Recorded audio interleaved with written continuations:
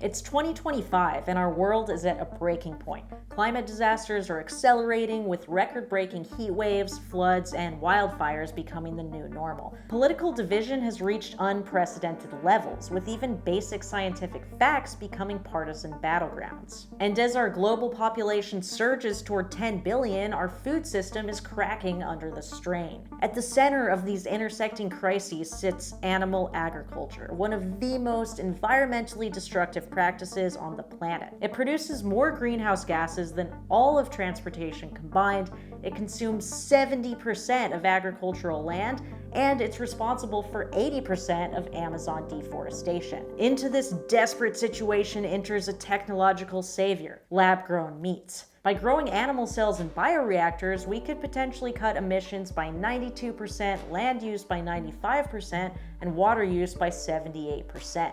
No more factory farms, no more slaughterhouses, just clean meat produced in sterile facilities. Investors have poured over $2 billion into this technology since 2016. Japanese researchers just announced they've created chicken nuggets using artificial blood vessels, a breakthrough that could finally allow for thick cuts of meat to be grown in labs. Bill Gates calls this the future of food. The vision is seductive. Identical taste, comparable price, convenience, and a fraction of the environmental impact. And the best part? We won't have to change our habits or confront our human supremacy because technology will save us after all. But as states like Florida and South Dakota rush to ban lab-grown meat before it reaches the market, we need to ask, why is there such a fierce resistance to what seems like the perfect solution? The answer reveals why lab-grown meat isn't going to save us, at least not by itself. To understand this, we need to examine what I call the TPC postulate. The TPC postulate is the idea that people decide what to eat based on three factors: taste, price, and convenience. This thinking dominates the alternative protein movement. Organizations like the Good Food Institute are investing significant resources to make animal-free foods that can compete with animal products on these three factors. This work is necessary and important. Everything we do here is important. We absolutely need plant-based and cultivated meats that taste great, cost less, and are readily available. But this theory is fundamentally incomplete. It misses something crucial about how humans actually make decisions. To understand this, let's imagine walking through New York City. Like most cities, New York grows virtually no food. It's brought in on trains, trucks, and boats from all over the world. From the standpoint of taste, price, and convenience, everyone in the city has access to the same foods at the same price. Yet, if you walk through Queens and Brooklyn, you could pass through a dozen ethnic enclaves and watch the food environment change dramatically. Different foods dominate in Chinatown than in Petite Senegal, Banglatown, or Jamaica. Why? Because food is deeply cultural and tied to our identities. This is exactly what's playing out in the lab-grown meat debate. When Florida's governor, Ron DeSantis, signed the lab-grown meat ban, he framed it in political and cultural terms. And in the state of Florida, we've put down the marker very clearly.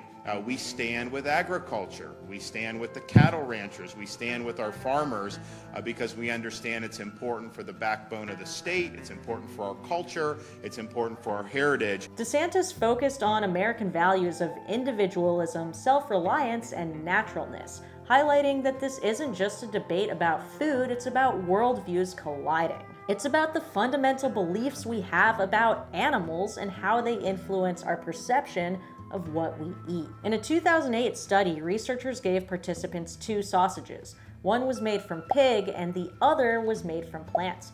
Most people said they preferred the taste of the pig sausage. But this study had a twist. Half of the participants were misinformed about which sausage was which. Second one is clearly the real sausage.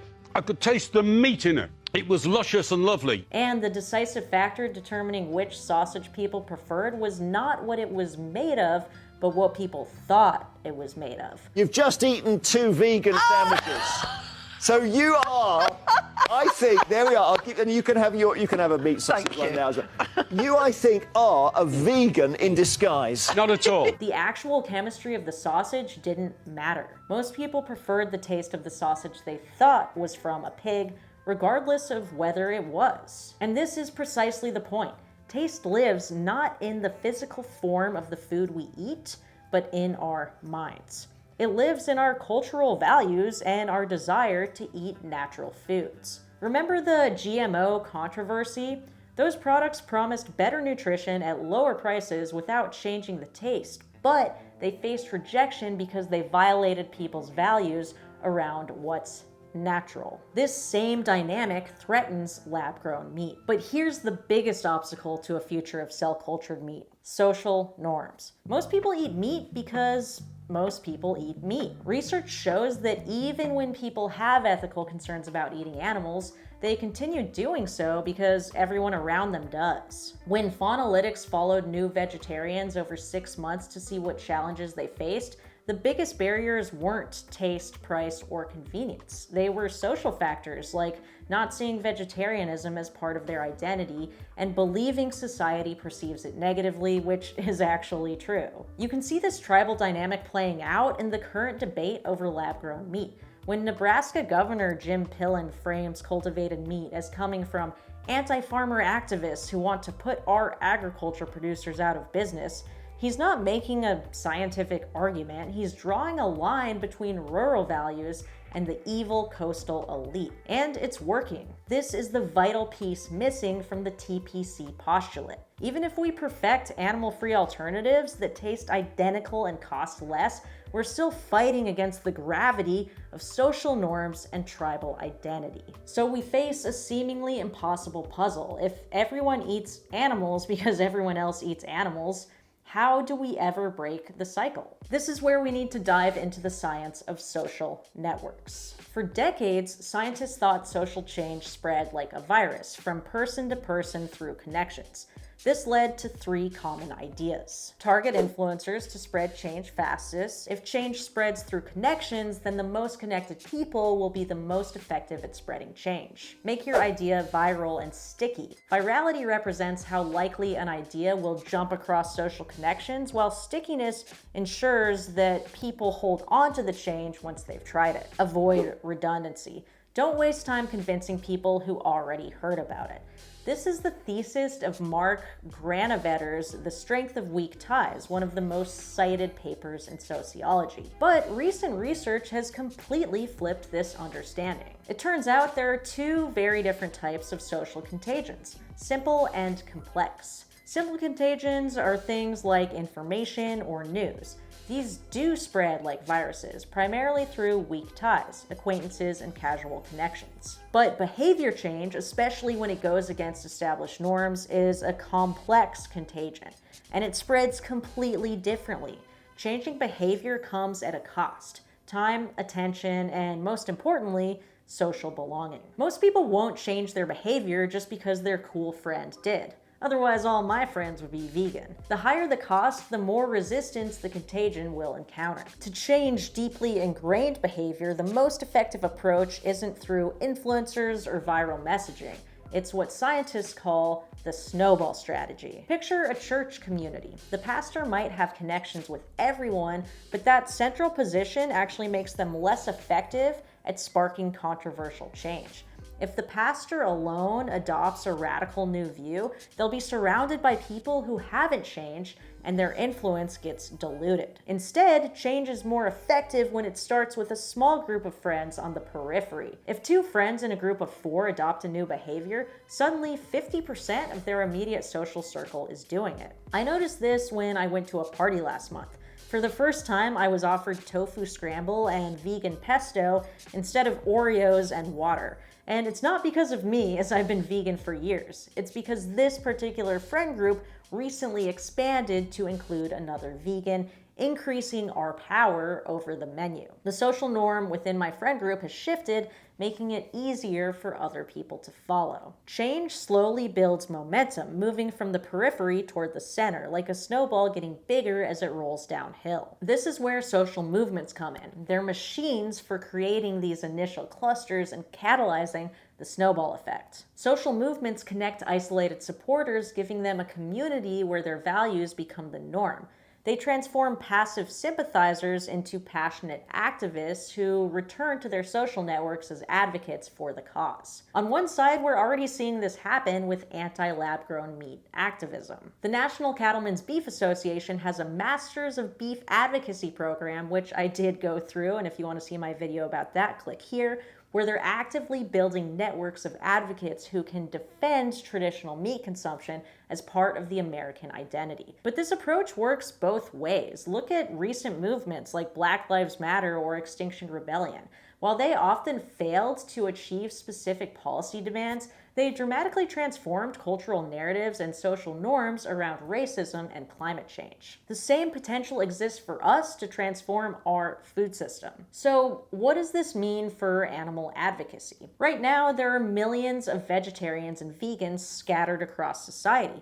Most are isolated and surrounded by meat eaters. Many stay silent about their beliefs to avoid social costs. These are what economist Cass Sunstein calls norm breakers, people who quietly depart from existing norms. The challenge is transforming them into norm entrepreneurs, people who actively try to change the norms around them. But as long as they remain isolated, this transformation is unlikely, and even if they do speak up, they're fighting an uphill battle as the lone voice in their social group. Social movements solve this problem by connecting these isolated supporters, creating spaces where their values become the majority. This gives them the confidence to become advocates and starts building the snowball that can eventually change society's norms. If you're watching this and want to get involved, research local animal advocacy or climate groups where you'll meet like-minded people. Then work on expanding your social group to influence others. A few years ago, an acquaintance of mine told my friend that he decided to go vegan due to me and my husband's influence, even though we had never talked to him about it. You have more power than you realize as long as you can find the courage to speak up. So, is lab-grown meat useless? Absolutely not. Working on taste, price, and convenience is necessary, but it's not enough. It's not just about changing what's on people's plates, it's about changing what's in people's minds. We need to transform our relationship with animals as a whole, so we can stop seeing them as commodities, as resources for us to use, and instead see them for who they are: sentient individuals with personalities, likes, dislikes, and a right to live their lives free from human exploitation. Because we don't want a world where everyone eats lab-grown meat but continues to wear fur, leather, and visit zoos. We want to fundamentally shift the idea of human supremacy and recognize it as the harmful ideology that it is. But I'm curious what you think. Would you try lab-grown meat? Do you think it still contributes to the idea of animals as objects? Let me know in the comments, and if you want to help change culture, join or donate to Pro Animal Future today. To support my work, please join my Patreon. Otherwise, I will see you next time.